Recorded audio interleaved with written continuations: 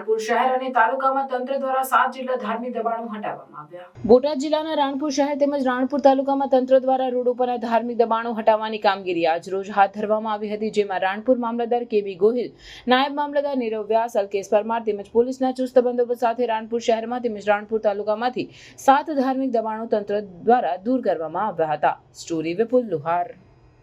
કેબી ગોહિલ, મામલતદાર રાણપુર। રાણપુરમાં કુલ 8 ધાર્મિક દબાણો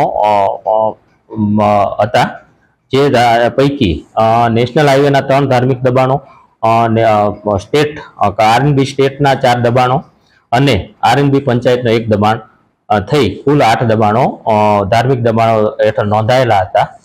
સરકારની શ્રીની સૂચના મુજબ આ ધાર્મિક દબાણો દૂર કરવાના થતા હોય આજે 17 તારીખના રોજ તમામ સરકારી સંસ્થા RNB state, RNB national highway અને આરએનબી પંચાયત સાથે મળી અને તેમણે પોલીસ પ્રોટેક્શન અને એજ્યુકેટિવ મેજિસ્ટ્રેટની મદદ માંગેલ। અમે એમને એજ્યુકેટિવ મેજિસ્ટ્રેટ અને પોલીસ બંદોબસ્ત પૂરો પાડેલ।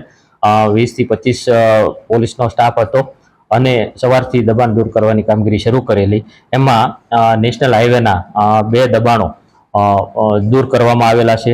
સ્ટેટના 4 દબાણો 4 દૂર કરવામાં આવ્યા। એમાં ધારપીપળા ખાતે બજરંગદાસ બાપાની મઢીનું જે દબાણ હતું એ એમને સ્વૈચ્છિક દૂર કરેલું છે, જ્યારે 3 દબાણો સ્ટેટની ટીમ દ્વારા દૂર કરવામાં આવેલ છે। આરએનબી પંચાયત હેઠળનું 1 દબાણ હતું એ દૂર કરવામાં આવેલ છે।